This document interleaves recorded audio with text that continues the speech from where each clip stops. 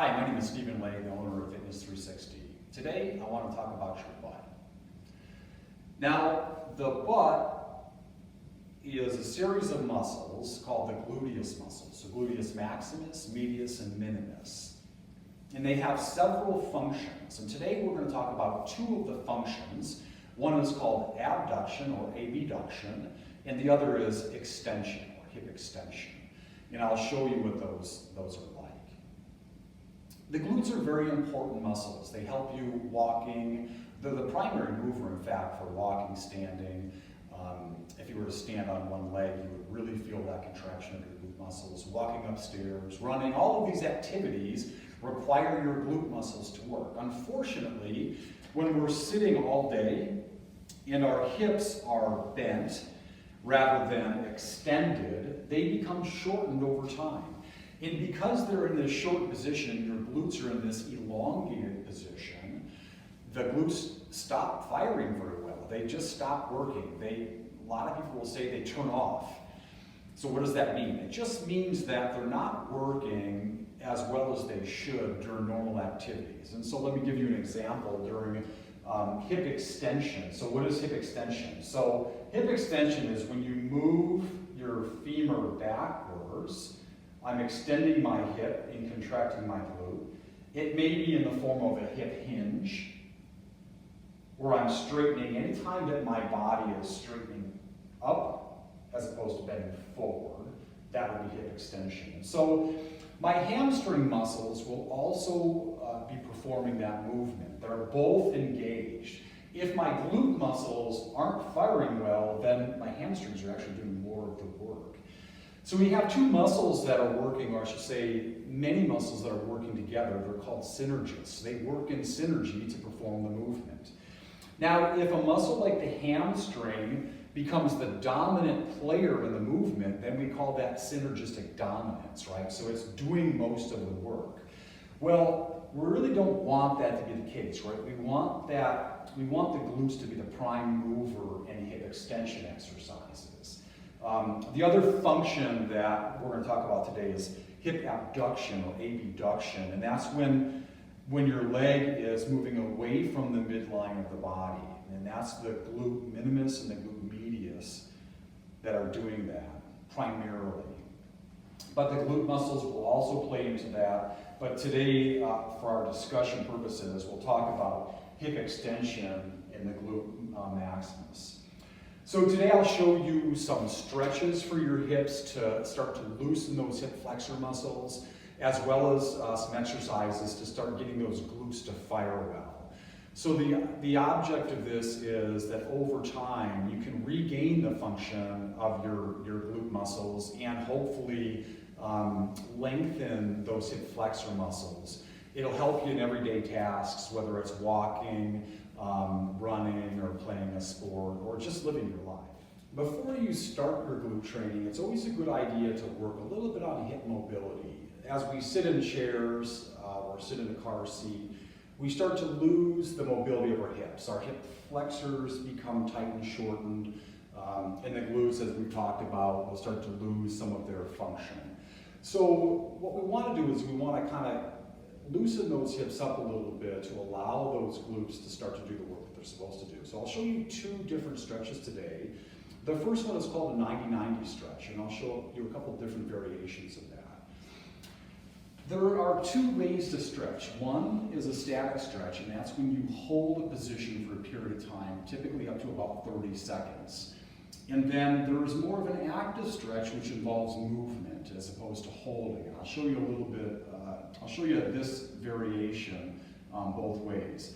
So the stretch that I'm going to do is called a 90-90 stretch. And so what you want to do is you want to put your legs in a position so that this leg forms a 90-degree angle, and then this rear leg forms a 90-degree angle. You have 90 degrees between your thighs here.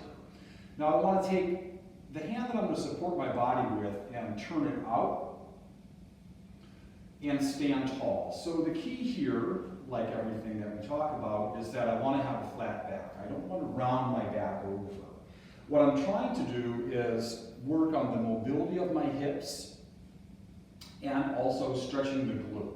So on this exercise, I just want to place a hand down on my lower leg, and then leaning forward, my chin will remain tall. It's not a bad idea to keep your head level or your eyesight level, and that will help keep your back a little bit flatter.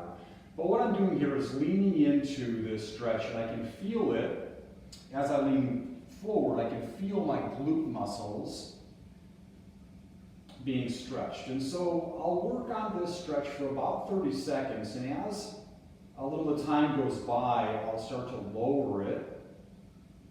You'll find that your muscle relaxes a little bit. Now, once that stretch becomes easy, you can, instead of having your sternum kind of aim over your knee, you'll point your sternum toward the middle of your calf, again holding your leg. This will make it a little bit more difficult.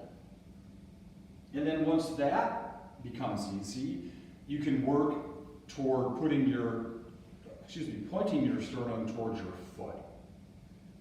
So that each one of those will work a little bit differently, and they ramp up and get a little harder at each variation. So then you'd want to flip sides and do the same stretch. Rotating my hand out, that's called supination, and then leaning forward. Now, those are static stretches. Now I can do this in an active way, remaining tall, trying to maintain this 90-degree orientation, and then just rotating the legs back and forth. So that's called a 90-90 stretch, and this is a very effective stretch to loosen the hip muscles and help you get those muscles firing in the order that they should. So the next the next stretch is called the world's greatest stretch, and there's a couple different variations of this, and I'll show you all of them that I do. So to begin with, I'm going to come down into a high lunge position. So that rear leg you want to maintain very straight. So I'm activating my glute, I'm contracting my quadriceps, and then both hands will go on the inside of, so my left foot is back, my right foot is forward, both hands are on the inside of my right foot. Now I want to maintain, again, a fairly flat position. This will take some time. It's very common for the knee to drop. The hip flexor may not have enough length in it, but over time you'll increase that length. So this is the starting position. Now, I'll switch positions so you can see what I'm going to talk about next. So from that position, I can come forward a little bit and allow this knee to fall out a little. So I'm getting this adductor in this stretch. And then you'll want to do both sides. Again, straight leg in the back, holding this for up to 30 seconds, playing around with allowing the knee to come out if you have that available to you. So that's the first part of this stretch. The second part of the stretch would be mid-back or thoracic rotation. So I'm going to put pressure in my foot and my hand, and then rotate up. So I want to keep this pressure to allow my hips to remain flat. If I don't pressure down, I'll allow my hips to come up, and I don't want that. I want my hips to be flat and rotate at the thoracic spine. And then you'll repeat that on both sides.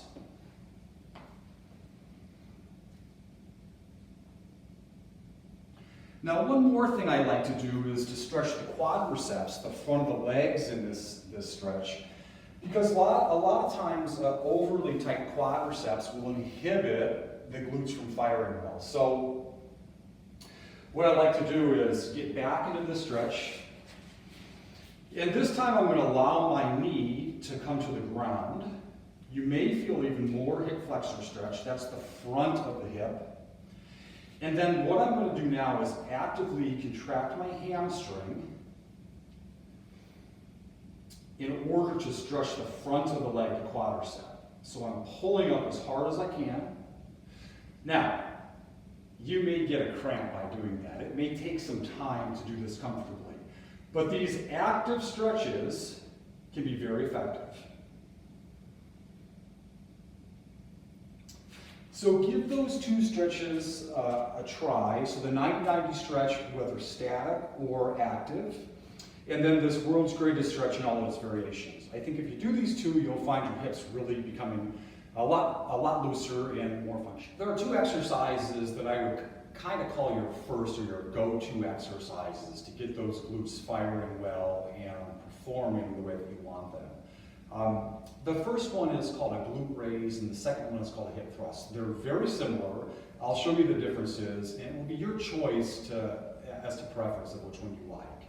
And I'll show you a couple different variations of the glute raise. So to begin with, kind of the standard basic glute raise, I'll show you what it looks like, and then I'll explain what I'm thinking about and how to perform the movement.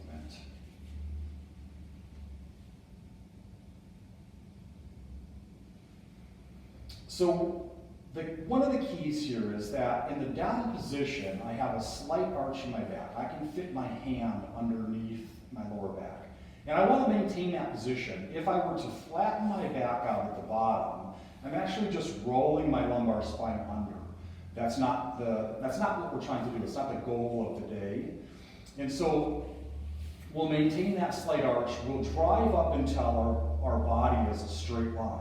You don't need to go any higher than that because once again, you'll start to use the lumbar spine to get that extra range of motion.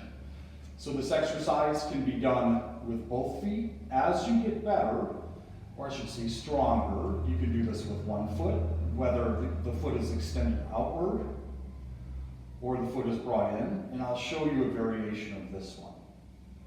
Again, it's the same thing I'm looking for. My lower back remains slightly arched in the bottom position, and then I'm straightening out and I look pretty flat from this position. Now, with the one-leg version, you can grab a standard tennis ball and you just stick it in the crease here of your hip, and then as you bring this leg forward, it holds that position. Now I do that because it's helpful in maintaining that lower back arch. As I go up, it's very difficult if I have this leg forward to get that lumbar spine to rotate. So it's a little bit better at isolating the glute. So you can try that. You don't necessarily need a ball. I personally like to put a hand on my leg, keeping this position. Both will work. Now in the two-leg version, a really neat way to do this is to grab a small band. You can get a pack of these, I think it's a pack of 5 or 6 on Amazon of different tensions. So I think I paid $15 for these. So what you want to do is put this around your knee. We're going to repeat the exercise, but this time I'll put a little bit of tension outward as I'm going up. So what I'm doing with the band now that's different is that I'm activating the medial glute. So right here on the side, that's the muscle or the portion of the glute that will pull my legs out. They call that AB or abduction. And so I'm going to perform this movement the same way, but not allowing my legs to cave in together. So that's a great variation to try. So again, these variations are all what we would call glute raise. The next one I'm going to show you is called a hip thrust. Now you can do the same variations by using a band on a hip thrust, and you can do it with one leg as well. So I'll show you what that looks like. You can use a bench or you can use a ball. I prefer the ball because it's just a little bit easier on the back. It's more comfortable. It contours to your spine, and so this one will look like this. So we're going to start in this top position, so this looks very similar to what we just did. And then I'm going to drop my hips down and then back up. Again, at the top, just flat is fine. You don't need to try to push higher than that. And I wouldn't go too deep because, again, you'll start using the lumbar spine to get that extra range of motion. So just like this, and again, you can use the band on your knees, and that will help that that medial side as well. So give these a try, these variations, and probably 3 days a week would be a great start to get those glutes firing for you. So I have my bench set at a height that when I put my leg up, it's roughly parallel to the ground. Now, if it were a little higher, then it would be greater than parallel. If it were a little lower, it would be less than parallel. So how do you choose? What's the best height for you? Starting at a parallel height is a pretty good place to start, but it may be a little bit too much resistance, and I'll show you what I mean by that.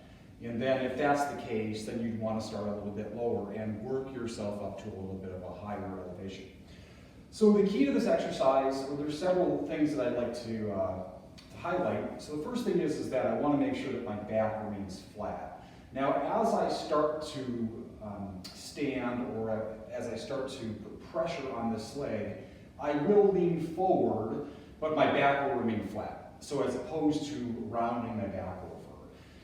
So to begin the exercise, I'm going to contract my abdominal muscles. I like to hold a firm grip in both hands. And what that does is it increases the tension of the musculature in the shoulders, and especially the back muscles, and that will help support your body. Before I begin, I want to create some tension in my glutes. And then as I stand, I just want to lean a little forward and then stand up. And so as I come down, I want to gently touch and then back up. So what I'm trying to do is just keep tension on this glute. So I have that mind-muscle connection, I'm thinking glute.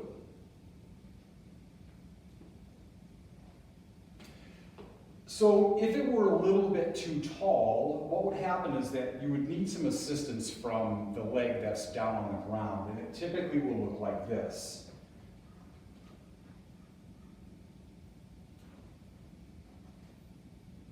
Now, is that the end of the world? No.